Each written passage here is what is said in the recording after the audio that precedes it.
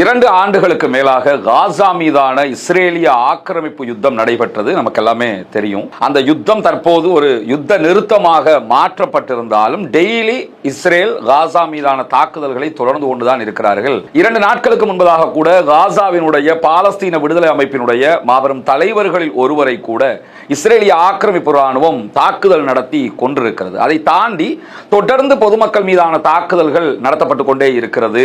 Quad copter attack பண்றாங்க, drone attack பண்றாங்க, வான்வழி தாக்குதல்கள் நடத்தப்படுகிறது. இப்படி எல்லா தாக்குதல்களும் அப்பாவி பொதுமக்கள் மீது தான் நடத்தப்படுகிறது. யுத்த நிறுத்தம்ங்கிறது எழுத்துல இருக்குதே தவிர நிஜத்துல கிடையாது. அதை தாண்டி காசாவை மொத்தமாகவே ஆக்குபேட் பண்ணி வச்சிருக்கிறாங்க, சுற்றி வளைத்திருக்கிறார்கள், அடக்குமுறையாக மொத்தமாக ஆக்கிரமித்துக் கொண்டு இருக்கிறார்கள். மக்களுக்கு காசாவில் கடல் வழியாக வெளியே போகவும் முடியாது. தரை வழியாக போறதா இருந்தா அவங்க போக வேண்டிய மெயின் இடமாக இருக்கிறதே ரஃபா பார்டர். அந்த ரஃபா பார்டர் ஈஜிப்ட் பார்டர்ல இருக்கிறது, காசாவுக்கும் ஈஜிப்டுக்கும் இடையில. அந்த பார்டரையும் க்ளோஸ் பண்ணி வச்சிருக்கிறாங்க. யாருக்கும் உள்ள போகவும் முடியாது, அங்க இருந்து வெளியே வரவும் முடியாது. எல்லாவற்றையுமே இஸ்ரேல் தான் கண்காணித்துக் கொண்டிருக்கிறது. இப்படியான ஒரு சூழல்ல காசா மீதான ஆக்கிரமிப்பை முறியடிக்க வேண்டும், காசாவுக்குள்ள மக்களை அனுமதிக்க வேண்டும், காசாவுக்குள்ள மருத்துவர்களை அனுமதிக்க வேண்டும், காசா மக்களுக்கு தேவையான பொருட்களை கொண்டு போவதற்கு அனுமதிக்க வேண்டும் என்கிற கோரிக்கைகள் தொடர்ந்து சர்வதேச மட்டத்தில் வலுப்பெற்று வரக்கூடிய நேரத்தில் தான் ஃப்ரீடம் ஃப்ளோட்டிலா என்கிற ஒரு கூட்டணி உருவாக்கப்பட்டது. இது காசா யுத்தத்தின் போதே உருவாக்கப்பட்ட ஒரு கூட்டணி. இந்த கூட்டணி என்ன பண்ணுவாங்கன்னா, நிறைய மக்களை பல நாடுகளையும் இணைத்துக் கொண்டு காசாவினுடைய முற்றுகையை உடைக்கிறோம் என்கிற முயற்சி ஒன்றை எடுத்து கடல் வழியாக போவாங்க. போட்ல, கப்பல்ல நெடுந்தூரம் பயணம் பண்ணி காசாவுக்குள்ள போறதுக்கு முயற்சி பண்ணுவாங்க.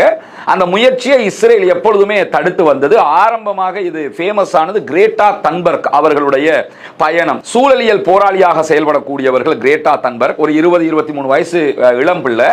அவங்களும் இணைந்து கொண்டு இந்த ஃப்ரீடம் ஃப்ளோட்டிலா கூட்டணியில காசாவை நோக்கி போன இடத்துல அவர்களையும் கைது செய்து இஸ்ரேலுக்கு அழைச்சிக்கிட்டு போயிருந்தாங்க இஸ்ரேலிய ஆக்கிரமிப்பு ராணுவம். அதற்கு பிறகு நெல்சன் மண்டேலா அவர்களுடைய பேரன் இந்த ஃப்ரீடம் ஃப்ளோட்டிலா கூட்டணியிலே பங்கேற்றிருந்தார். அவர் உள்ளிட்ட அத்தனை பேரையுமே கைது பண்ணியிருந்தாங்க. இப்படி ஒரு 3 மாதத்துக்கு ஒருக்கா, 4 மாதங்களுக்கு ஒருக்கா பாலஸ்தீன மக்களுக்காக ஃப்ரீடம் ஃப்ளோட்டிலா கூட்டணி 50-60 கப்பல்கள்ல உள்ள நுழைகிறதுக்கு முயற்சி பண்ணுவாங்க. இஸ்ரேல் அதை தடுத்துருவாங்க, கைது பண்ணுவாங்க. அந்த அடிப்படையில் தற்போது ஸ்மூத் ஃப்ளோட்டிலா அல்லது ஃப்ரீடம் ஃப்ளோட்டிலா கூட்டணி சார்பாக 60 கப்பல்கள் அல்லது 59 கப்பல்கள் டர்க்கில இருந்து பயணப்பட்டு மொத்தமாக காசாவுக்குள்ள நுழைகிற முயற்சியை மேற்கொண்டிருந்தன. அந்த முயற்சியில பங்கேற்றிருந்த 39 கப்பல்கள் இதுவரைக்கும் இஸ்ரேலால் கைப்பற்றப்பட்டு விட்டது. சர்வதேச கடல் பரப்புல தான் அவங்க கைப்பற்றுவாங்க. இது முதல்ல சர்வதேச சட்டங்களுக்கு எதிரானது. இஸ்ரேல் எந்த காலத்துல எந்த சட்டத்தை மதிச்சாங்கங்கிற கேள்வி இருக்குதா இல்லையா? அந்த மாதிரி எந்த சட்டத்தையுமே மதிக்காமல் சர்வதேச கடற்பரப்புல எந்த கப்பல்கள் இருந்தாலும் எந்த நாடும் எதுவும் பண்ண முடியாது. சர்வதேச கடல் எல்லைன்னா ஒரு நாட்டில் இருந்து 12 கிலோமீட்டர் கடலுக்கு அப்பால் இருக்கக்கூடிய பகுதி. நம்ம நாட்டில இருந்து 12 கிலோமீட்டருக்கு அப்பால கப்பல்கள் நிக்குதுன்னு சொன்னா அது சர்வதேச இன்டர்நேஷனல் பார்டராக மாறிடும். அதுக்குள்ள யாருடைய கப்பல் நின்னாலும், நம்ம நாட்டு எதிரியினுடைய கப்பல் நின்னாலும், எவருடைய கப்பல் நின்னாலும் யாரும் கை வைக்க முடியாது. அப்படித்தான் இந்த சர்வதேச விதி பின்பற்றப்படுகிறது. அந்த சர்வதேச கடல் பரப்புல நின்ற கப்பல்களை தான் இஸ்ரேல் தொடர்ந்து கைப்பற்றுகிறது. இம்முறை பயணித்த ஃப்ரீடம் ஃப்ளோட்டிலாவினுடைய கூட்டணி கப்பல்கள் கைப்பற்றப்பட்டது சரியாக சைப்ரஸுக்கு முன்னாடி இருக்கக்கூடிய சைப்ரஸினுடைய இன்டர்நேஷனல் கடல் பார்டர்ல தான் கைப்பற்றப்படுகிறார்கள். சைப்ரஸை பொறுத்தவரையில் அவங்க இஸ்ரேலுக்கு ஃபேவரானவங்கிறது தெரியும். இஸ்ரேலும் சைப்ரஸும் இணைந்து செயல்படக்கூடிய நாடுகள். சைப்ரஸினுடைய கடல் எல்லையில தான் இந்த கப்பல்கள் கைப்பற்றப்படுகிறது. இந்த தடவை காசாவை நோக்கி போயிருக்கக்கூடிய ஃப்ரீடம் ஃப்ளோட்டிலா கூட்டணி கப்பல்கள்ல அயர்லாண்டை சேர்ந்த 15 சகோதரர்கள் இருக்கிறார்கள். இதுல அயர்லாந்து அதிபருடைய சகோதரியும் இருக்கிறார்கள். ஒரு நாட்டினுடைய ஜனாதிபதியினுடைய சிஸ்டரும் அந்த கப்பல்ல போறாங்க. அவங்களையும் சேர்த்தே இஸ்ரேல் கைது பண்றாங்க. கைது பண்ணப்படுகிறவர்களை முதல்ல இஸ்ரேல் என்ன பண்ணுவாங்கன்னு கேட்டா, மிதக்கும் சிறை, ஒரு கடல்ல ஒரு சிறைச்சாலை வடிவமைக்கப்பட்ட கப்பல் இருக்கும், கப்பலுக்குள்ள சிறைச்சாலை இருக்கும், அதுக்குள்ள வச்சிருவாங்க. வச்சதுக்கு அப்புறம் அங்கிருந்து என்ன பண்ணுவாங்கன்னு கேட்டா, ஆக்கிரமிக்கப்பட்ட பாலஸ்தீனம், இஸ்ரேல் இருக்கிறதா இல்லையா, இந்த இஸ்ரேலுடைய அஸ்தோது துறைமுகத்திற்கு அவர்களை எடுத்து போவாங்க. அஸ்தோது துறைமுகத்தில் வச்சு விசாரணை நடத்துகிறோம் என்கிற பேர்ல பல வேலைகளையும் பண்ணுவாங்க. அதற்கு பிறகு அவங்களை இஸ்ரேலுக்கு அழைச்சிக்கிட்டு போவாங்க.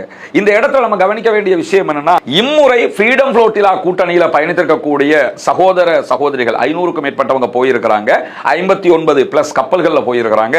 அதுல இலங்கையை சேர்ந்த ஒரு சகோதரியும் இருக்கிறாங்க, சமீரா என்கிற சகோதரி. இவங்க டர்க்கிக்கு பயணப்பட்டு டர்க்கில இருந்து தான் பாலஸ்தீன காசா அப்பாவிகளுக்காக கப்பல்ல ஃப்ரீடம் ஃப்ளோட்டிலா கூட்டணியில வந்தாங்க.